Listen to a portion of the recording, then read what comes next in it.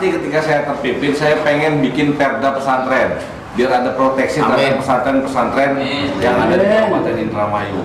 Saya pengen memproteksi pesantren-pesantren sing ada di Indramayu. Nanti saya bikin perdanya. Karena dari provinsinya sudah ada peraturan perda provinsi, nanti akan saya bikin turunan untuk di Kabupaten Indramayu seperti itu.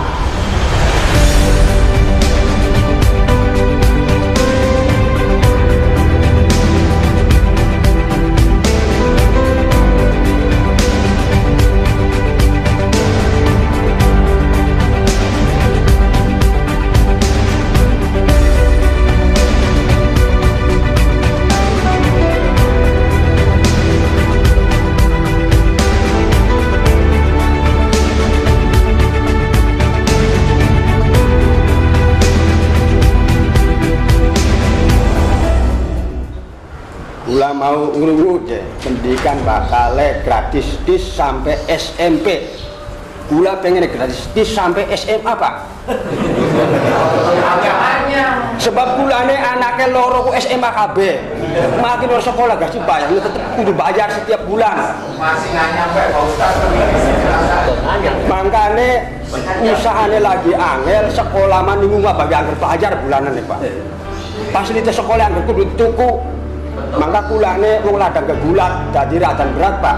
Jadi tolong kebijaksanaan Bapak Bupati yang pengen diringankan masalah sekolah SMA.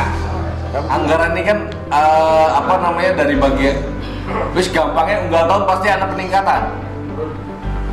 peningkatan dari bagi hasil migas, pajak, macam-macam lah. Nah, ketika anggarannya cukup misalkan sebulan 1 juta, sing mau 500.000, bulan harapnya 1 juta. Berarti kan manek ngening gini. Mau sayur asam bari tempe tahu ya manek bari ayam.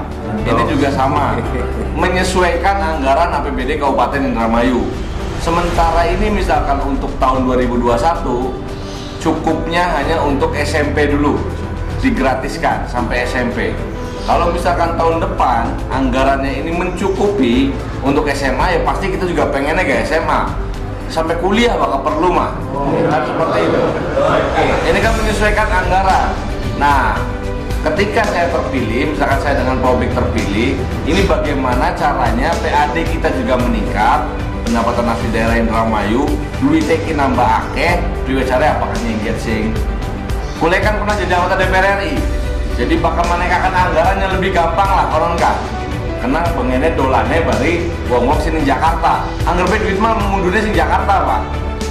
Nah, ketika saya punya pengalaman sebagai DPR RI, saya bisa lebih paham gimana caranya meningkatkan APBD di Kabupaten Indramayu. Ketika duitnya wis akeh Indramayu ya saya bisa menjanjikan untuk lulus gratis sampai dengan SMA maupun sampai kuliah. Cuman bakal kuliah sedikit janji sampai SMA terus beli ditepati karena anggarannya langka, kan sing dosa kula. Nah, kita aja janji dingin, kita pengen menaikkan APBD dikit, terus kita gratis akan SMA, mengkonon cara ya, Pak. Pangapunten kula niki termasuk ya wira swasta di bidang pengajian, di bidang lillahi ta'ala. Ngapunten, karena dulu yang namanya orang ngajar ngaji, pangapunten kula cilik maya ngapunten, disabet di apa gaya bocah nurut, Pak. Seniki mah aduh Masya Allah, dan dia pangapunten kira-kira dibuatkan perhub lah, artinya supaya guru-guru ngaji itu ada tunjangan atau apa. Jadi kula niki mewakili para ya termasuk kiai atau ustadz yang ada di Gunung Sari khususnya lah, ya istilah tolonglah diperhatikan guru-guru ngaji. Imam masjid itu pengen anak honor, terus kemudian ada temuan BPK, akhirnya di stop. Ada temuan BPK, temuan BPK terus ditindaklanjuti, terus karena masalah kepala daerah. Makanya mungkin pula saran dewan gawe regulasi, ada badan hukumnya untuk Polkim ini, harus ada badan hukum biar ketika ada bantuan dari Pemda juga ini tidak menyalahi aturan. Terus kemudian kayak madrasah, kan sekian biaya operasional madrasah, bom ya, madrasah itu juga nanti pasti akan kita lanjutkan. Yang pasti ketika saya terpimpin, saya pengen bikin perda pesantren biar ada proteksi terhadap pesantren-pesantren yang ada di Kabupaten Indramayu. Saya pengen, karena Golkar kan anak rolikur gini, mas dari 50 anggota dewan kita 2 rolikur, tinggal lurus sejennya maning, lurus papat maning, nanti bisa 50% per satu. Saya pengen memproteksi pesantren-pesantren sing ada yang Indramayu. Nanti saya bikin perdanya, karena dari provinsinya sudah ada peraturan perda provinsi, nanti akan saya bikin turunan untuk di Kabupaten Indramayu seperti itu.